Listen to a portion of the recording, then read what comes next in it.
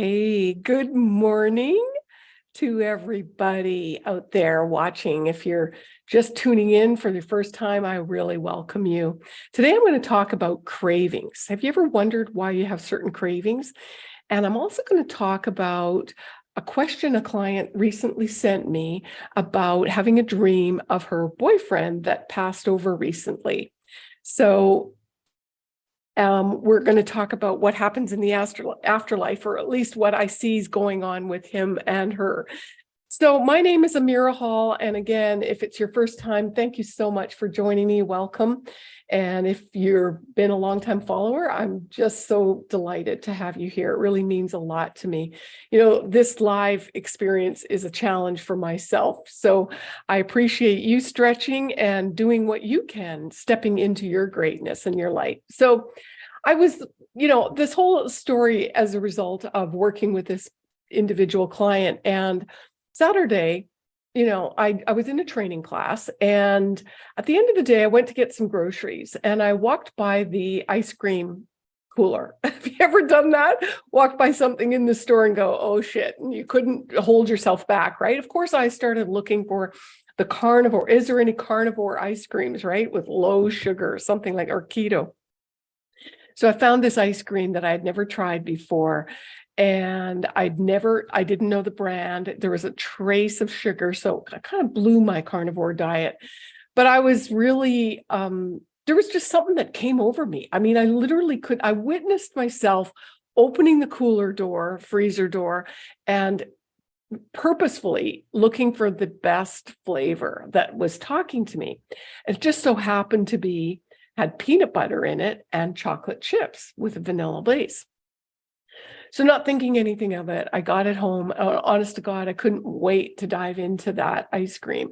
And so I ate half of the little pint and sort of beat myself up a little bit. But then I started relished in oh God, that felt so good. I just so enjoyed it. It was so yummy. And of course, the second day, I finished that little pint after my second class in training. So then on Monday night, I connected with my client, and I was looking at her energy, and all of a sudden it hit me. Do you like ice cream? And she's like, oh God, I love ice cream. And it's got to be peanut butter and chocolate. I'm like, you're the one.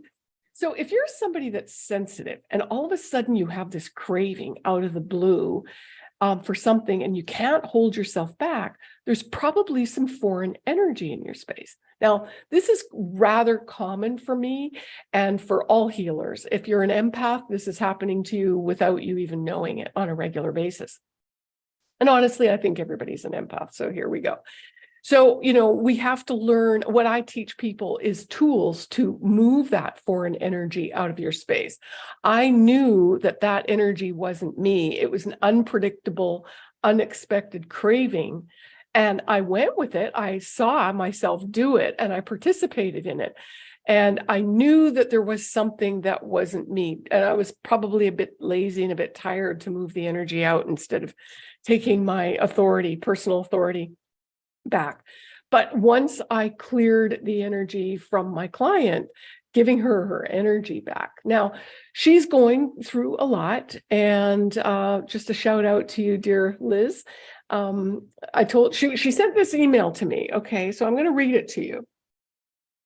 Amira, I slept really well last night. And what I remember from my dream was that Cody was having sex with someone else. Now, Cody is her boyfriend, who recently passed over, left his physical body. He died suddenly. And I have my theories on the cause of that, but there's an increase of that occurring. So anyway, she goes, I had this dream of Cody having sex with someone else. That's so annoying. Yes, it is. It definitely is. I know it's me dealing with him moving on while I'm still here, but I wish my mind would have given me a different visual. Yeah, for sure. So my question is, Cody, is he really banging other people in the afterlife? And here's an example of how my mind works. First, it hurts my feelings that I see this. Second, I rationalize the fact that it's the afterlife. He's his own person. It shouldn't matter. Conclusion, it doesn't matter, therefore my feelings don't matter. It's not a cycle conclusion I want to come to, so I'll work on figuring it out what I'm supposed to feel about it. So honestly, when we connected in our session, I asked her, or I was getting a communication with Cody. He keeps showing up to her. He was giving her these amazing messages. She kept asking him if he's around to give her a sign. And I think she, I don't remember the exact details of all my readings, but we had talked about it. So she was given signs of a hawk. And guess what? She saw a hawk. In fact, one day she stepped out of the back door and the hawk damn near hit her, came soaring right into her at the door. And then she took a picture and sent it to me of the hawk sitting in the tree, just down staring at her. So this hawk has been coming to her. So she's been asking and connecting with Cody in the other world. And basically, Liz, what I'm seeing is Cody is trying to communicate to you that I don't see him having sex with somebody else in the afterlife, but it is a separation. And it's for you, it's an image for you to create for yourself that he's in another world. And there was something else coming through, and I'm sorry, because I'm live, all of a sudden, all this energy is hitting me. So let me tune in to see what else he's saying on that.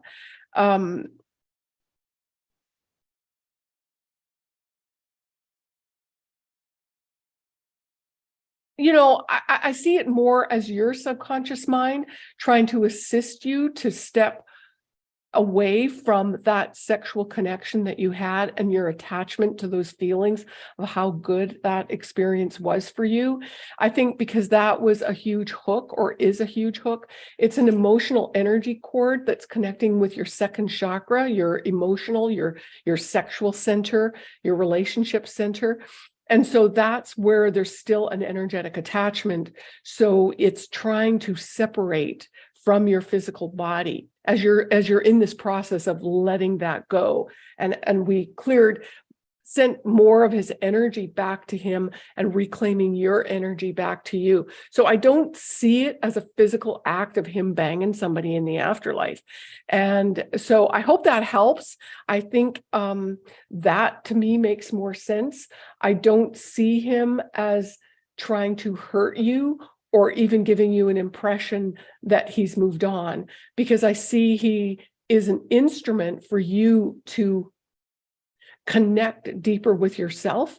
And as I said to you in our reading, it's about you understanding to get on your path. This whole experience of losing this love that was short, but he quickly has left this earth plane. And it's your journey. He's your teacher to push you and nudge you onto the path of getting clear of who you are, learning about your own spiritual abilities, learning about what it is that you really want, not just falling into a trap or not falling into something because either it's convenient or, hey, the sex is good. God knows we've all been in situations in our lives where that shows up. And sometimes it's not taking us down the path where we ultimately want to go. So I think that he is serving you as a guide, as a teacher, as an instrument to helping you love yourself and recognize your gifts and your value, and acknowledging that you are a gift, you are a treasure, you are here to inspire others to be a better version of themselves. So that's a lot, right? Over food cravings, back to the food cravings. So what I also want to say to you is that, in this case, it wasn't Liz that was feeling the food craving, it was me. So for all you healers out there who all of a sudden have these strange feelings or a desire to go do something that you wouldn't normally do, or again, eating is a big one because there's an energetic component. I was saying to somebody recently is that I just look around. A lot of times channelers or mediums tend to grow in size and we get bigger. Why? Because we're holding on to the energy that is not ours. And so that is why I take these tools that I teach people so serious, because what we have to do is we have to learn our meat suit, knowing our own energy frequency, when we understand what is our energy and learn how to give our clients and give our loved ones and give people in our world their energy back, reclaim our energy from their, call it an energy bubble, their aura. When we have that defined sense of our aura, then we can truly be in a manifesting superpower, our psychic superpowers, all of our gifts, and our physical body can be in harmony. It can be in its perfect space to release weight, to process, digest. That's one of my weak links, is my digestion. Always being sensitive, it's always been an issue for me. Why? Because I'm absorbing energy through that third chakra and second chakra. So for me, it's always been an instrumental part in releasing these emotions, or just the energies that I'm absorbing from other people that I didn't know that I was early in my years. And it still happens. There is no absolute with energy. It's always moving.